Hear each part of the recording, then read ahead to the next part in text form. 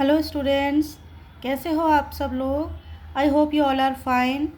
चलिए, तो कल हमने कंपेयरिंग क्वांटिटीज़ चैप्टर 7 क्लास 8 का हमने उस चैप्टर का ओवरव्यू ख़त्म कर दिया था। आज हम लोग एक्सरसाइज करेंगे, एक्सरसाइज 7.1।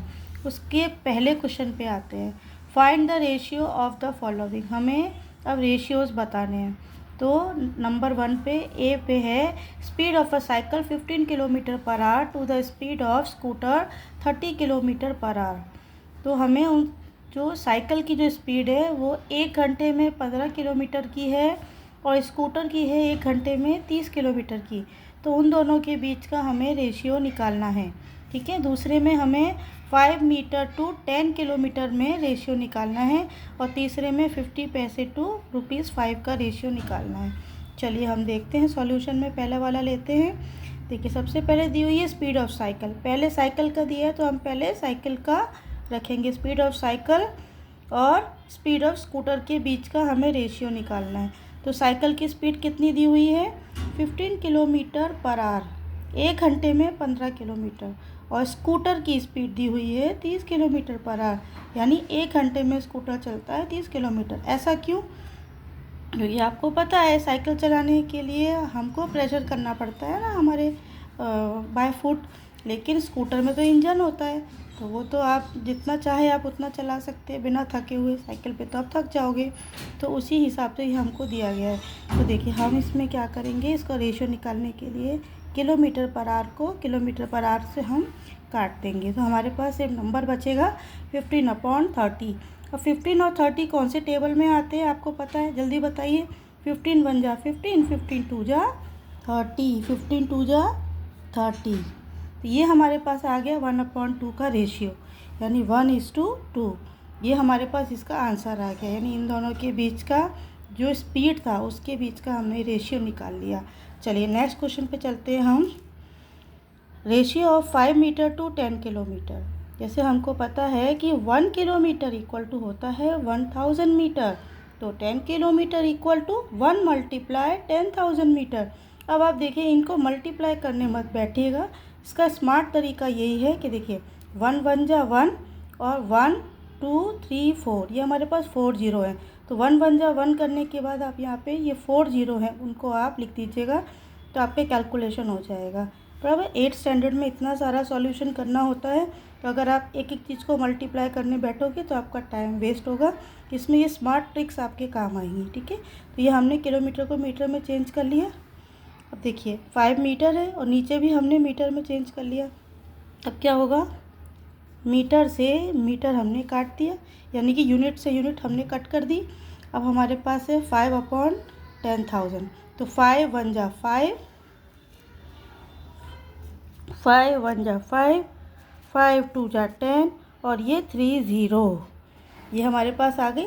तो इस तरीके से हमारे पास 1/2000 का रेशियो आ गया, यानी 1:1:2000। ये हमारे पास 2 का आंसर हो गया। अब 3 नंबर पे चलते हैं। 50 पैसे टू ₹5। अब देखिए इसमें यूनिट अलग अलग है। ये पैसे है, ये रुपीज़ है। हमें सबसे पहले रुपीज़ को पैसे में चेंज करना पड़ेगा। 1 रुपीज़ इक्वल टू 100 पैसे। तो 5 रुपीज़ इक्वल टू 5 मल्टीप्लाई 100, 5 1 जा 5 और 2 ज़ीरो, 50 पैसे हो गए। अब यहाँ पे 50 पैसे और यहाँ पे ₹5 को हमने 500 पैसे में चेंज कर लिया। अब देखिए यूनिट से हम यूनिट को काट देंगे, ज़ीरो से ज़ीरो को काट देंगे। 5 1 जा 5, 5 10 जा 50। तो हमारे पास क्या आ गया? 1/10 का रेशियो आ गया। तो 1:10। तो ये हमारा क्वेश्चन 1 का आंसर हो गया। नेक्स्ट हमारे पास में जो क्वेश्चन है वो है convert the following ratios to percentage. इसमें क्वेश्चन नंबर ए पर है, जो ए पर है हमारे पास 3:4। तो 3:4 को इसमें हमें रेशियो को परसेंटेज में चेंज करना है। बच्चों ध्यान से देखना, बहुत ही इजी है ये। तो सॉल्यूशन है कन्वर्ट रेशियो, जो हमें दिया है उसे परसेंटेज में चेंज करना है। तो पहले हम इसको फ्रैक्शन में लिख देंगे 3/4 में, और हम इसको क्या करेंगे 100% से, क्योंकि हमें परसेंटेज निकालने हैं, तो 100% से हम उसको मल्टीप्लाई करेंगे। तो 300 3 जा क्या हो जाएगा 300/4 परसेंटेज। 4 को जब हम 300 से डिवाइड करेंगे तो देखिए क्या होगा, 4 7 या 28, 2 बचेंगे 0, 20 हो गया, 4 5 या 20, तो हमारे पास क्या आ गया 75%। तो इस तरीके से हमने रेशियो को परसेंटेज में चेंज कर लिया। उसके बाद है हमारे पास दूसरा वाला 2:3।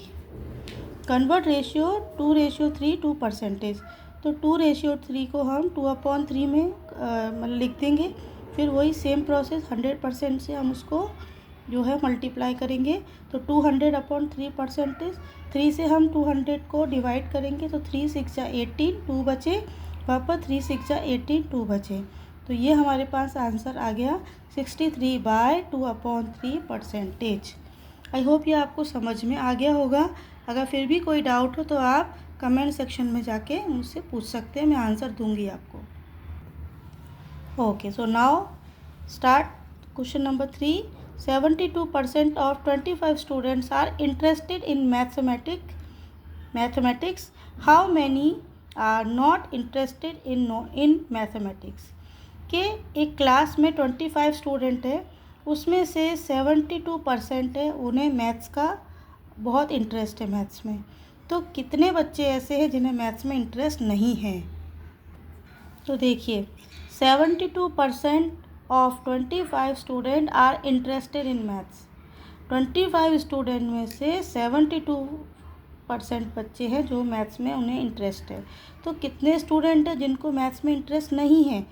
तो देखिए टोटल तो 100% ही होते हैं ना हर क्लास में।